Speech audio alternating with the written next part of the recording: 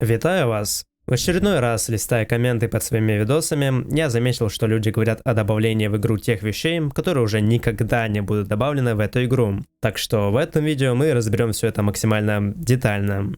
Ну а если вы продвинутый пользователь сети интернет, то вероятно вы уже состоите в официальном дискорд-сервере игры и знаете, что разработчики планируют или не планируют добавлять BattleBit. И если вы такая личность, то отчасти это видео для вас будет весьма бесполезным, сорян. Но я все равно постараюсь его разнообразить своим мнением и небольшими деталями. Начнем с вещей, которые разработчики планируют добавить когда-нибудь. И первое в списке это MilSim режим. Я про него уже рассказывал в прошлом видео, кому интересно, можете посмотреть. А так, про него толком нечего рассказывать, разве что разработчики хотят как-то разделить BattleBit на аркадную часть и MilSimную после выхода этого режима. Воспринимайте эту инфу как хотите, потому что объяснений по поводу этого нет. Фракции. Разработчики планируют добавить дополнительные фракции в игру. Опять же таки, я не знаю, что этим хотят донести до нас разработчики. Вероятно, на определенных картах будет сражаться не US против РУ, а какие-нибудь другие страны. И раз они говорят про дополнительные фракции, то, наверное, новых сторон противостояния будет не так уж и много.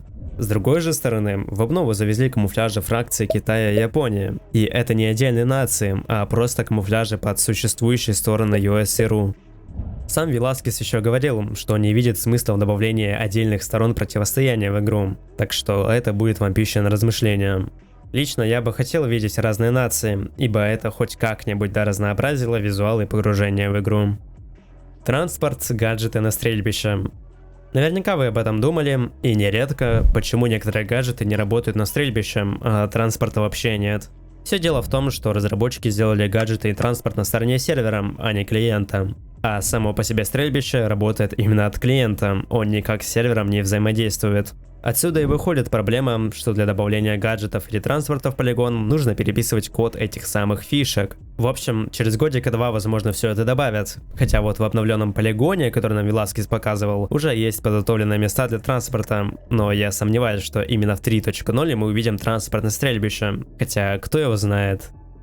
Ивенты и клановые войны. Когда игра вышла в ранний доступ, то тогда проводилось нормальное количество ивентов в игре. Сейчас по очевидным причинам их просто нет, но это не значит, что их не будет в дальнейшем. Клановые войны и кланы в принципе – это тема для другого видео, но если говорить вкратце, они ужасны, и я не вижу смысла проводить ивенты с кланами до их полноценной переработки. Ну а теперь перейдем к вещам, которые, вероятно, никогда не увидят свет в BattleBit. Первое на очереди – микротранзакции. Их не будет банально потому, что DLC, либо же саппорт-паки, заменяют любые микротранзакции на данный момент. И ключевым плюс-трэп в копилочку разрабам от комьюнити на пике хайпа игры было именно отсутствие доната и анимешных скинов. А поддержать разрабов ты в любом случае можешь через дополнительный пак, в дальнейшем таких будет становиться только больше. Так что да, батл пассов не будет, не надейтесь. Батл рояль. В списке этого нет, но разработчики точно не планируют добавлять Battle Royale в BattleBit. Ключевыми причинами является неписывание режима в саму игру и цена серверов, хотя я не думаю, что бюджет здесь играет какую-то роль. Якобы сервер должен будет поддерживать 200 игроков в игре, но чем дольше будет идти игра, тем меньше игроков будет на сервере, и по итогу сервер, который имеет мощность на 200 игроков, будет держать оставшихся десяток игроков в конце матча.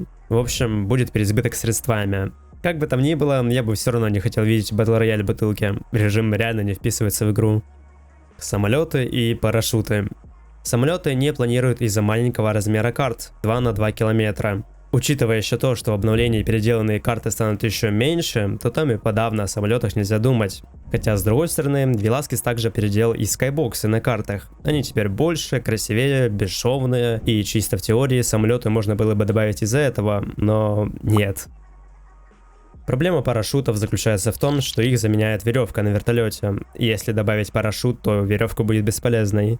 Но парашюты бы предоставили больше контроля для высадки игрокам, но при этом шотнуть кого-нибудь, кто на парашюте летит, не составило бы труда. В общем, эта фича имеет свои плюсы и минусы, и на данный момент неизвестно, будет ли она когда-нибудь добавлена, но скорее всего не будет. Боты.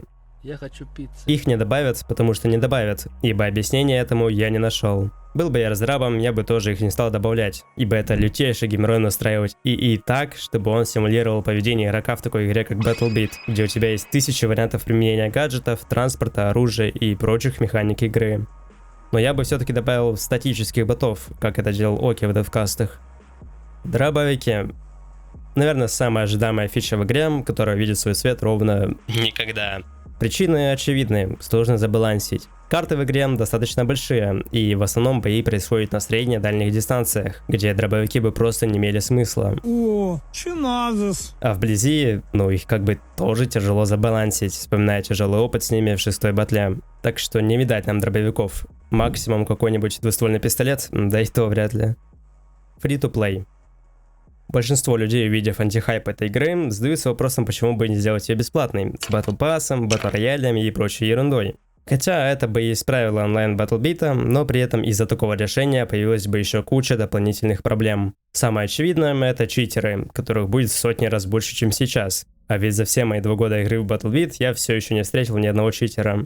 Так или иначе, разработчикам придется еще и на косметику свое время тратить. А то есть и без того регулярные обновления будут направлены в основном именно на скины, чтобы получать ЗП от скуфов. Короче, не вижу смысла делать BattleBeat бесплатным, это скорее ухудшит игру, чем исправит ее как-либо. Моддинг. Окей, в Q&A написано, что моддинга не будет от слова совсем, но на деле это не так. Я спросил у разработчиков практически напрямую про моддинг, и они ответили, что он явно не в приоритете и, собственно, не планируется. Но это не значит, что его вовсе не будет. Как сказал Вилл, лучше сказать нет, чтобы не строить ожиданий, а затем удивить кого-нибудь.